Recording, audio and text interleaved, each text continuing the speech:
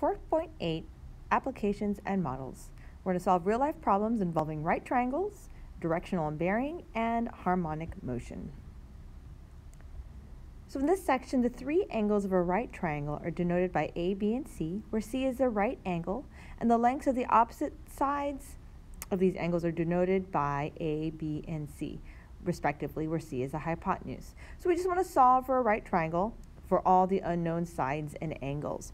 So we have angle A, and probably the fastest thing we can find is angle B here. And so we know that the sum of all the angles of a triangle in the interior is 180 degrees. Since we already know that this is 90, to find B, we just can do 90 minus 34.2 degrees. And so therefore we know that B is 55.8 degrees. Then we need to find A, so we need to think about a ratio that we can write. We can write tangent of 34.2 degrees equals A over adjacent, which is 19.4. So 19.4 times tangent of 34.2 degrees. That will be approximately 13.2. So that is our A value. Then to find the C, we can use cosine of 34.2 degrees equals adjacent 19.4 over the hypotenuse C, or we really want the cosine, we want the C in the numerator, so let's just do the reciprocal. 34.2 degrees equals C over 19.4. Then we multiply by 19.4 to both sides. So therefore we see that C, after you plug it into the calculator, is approximately 23.5. So try these next examples, solve the right triangle shown, and for these ones, go ahead and round to 2 decimal places. So B is 70 degrees, the angle B is 70 degrees, A is 5.45, and C is 15.96. Now that we've had some practice in just solving a triangle, let's go ahead and do that with some word problems.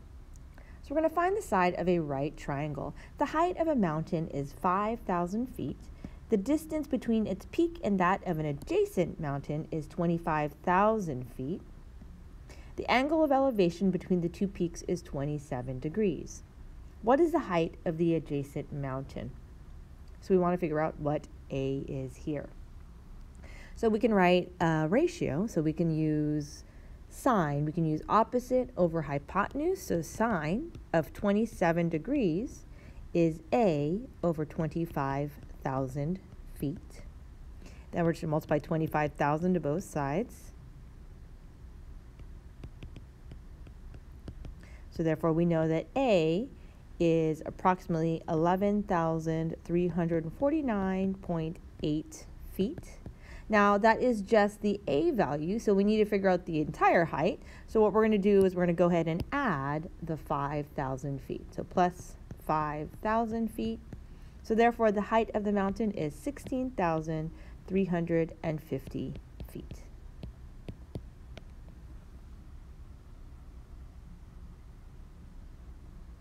So try this example, and it would be helpful to draw a diagram. A ladder that is 16 feet long leans against the side of a house. The angle of elevation of the ladder is 80 degrees. Find the height from the top of the ladder to the ground. So for this problem, you draw your diagram here. So here's my ladder, and it's 16 feet tall, and the angle of elevation that it makes is 80 degrees, and so therefore the height, we figure out the height here, so we can use sine, opposite over hypotenuse, and so that would be approximately 15.8 feet.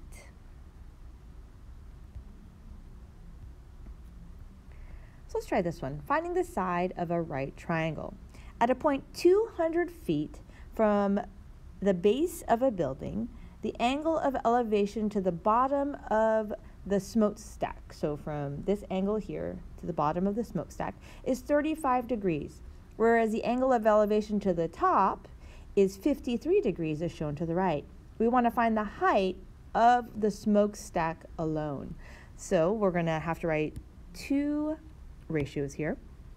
So one thing we can use, let's go ahead and use the tangent of 35 degrees equals A over 200. So that's the first one. Then we need to write another one, so in relation to the 53 degrees. So let's write tangent of 53 degrees equals S plus A over 200. So let's solve for the first one. So we're going to multiply by 200 to both sides. So we get 200 times tangent of 35 degrees. A is about 140 feet.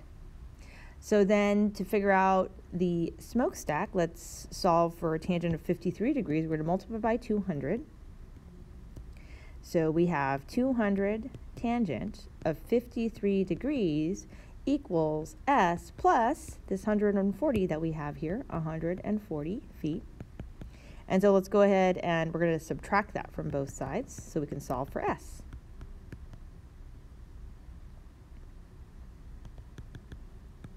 So then when you plug that all into your calculator, you will find that like 200 tangent of 53 degrees, that's about 265 minus 140.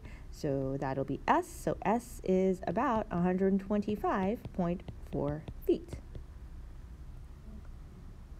So try this example here. At a point 65 feet from the base of a church, the angles of elevation to the bottom of the steeple and the top of the steeple are 35 degrees and 43 degrees respectively. We want to find the height of the steeple. Okay, so you would have drawn a diagram here. So you have the length from 65 feet from the base of the church, the angles of elevation. So from the top of the steeple are 35 degrees and then 43 degrees here. And then we find the height of the steeple. So you write two ratios here, tan of 35 equals A over 65, and then tan of 43 equals S plus A over 65. Then you solve for the A. You plug in the A, solving for S here, and you should have the steeple is about 15.1 feet.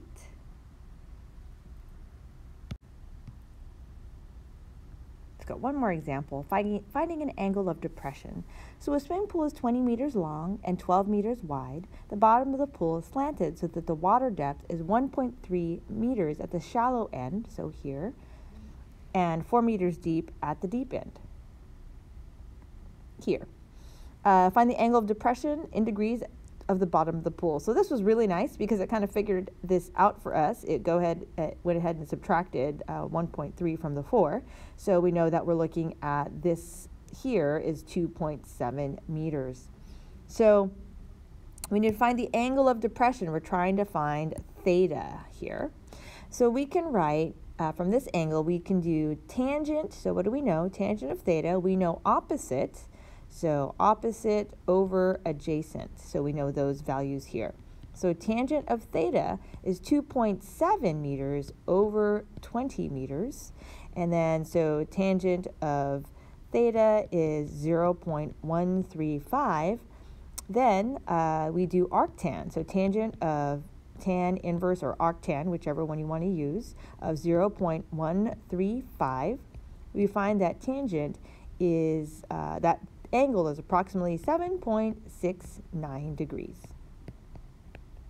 Okay, so again, you can write, instead of tan raised to the negative 1, or tan inverse, sorry, not raised to the negative 1, you can write it as arctangent of 0.135, okay, to get you the same thing. So try this example below. From the time a small airplane is 100 feet high and 1,600 ground feet from its landing runway, the plane descends in a straight line to the runway. Determine the angle of descent in degrees of the plane. Okay, so here is the drawing that I put with this. So it's 100 feet high and then 1,600 feet from the runway. And so we're trying to find the angle of descent. So remember that alternate interior angles are congruent. So I know I'm looking at this angle, which is the same as this angle. And so I can use tangent, opposite over adjacent. So tangent of theta is 100 over 1,600. So tan of theta is 0.0625. Then we're really using arctan, so arctangent of 0.0625. So the angle is 3.58 degrees.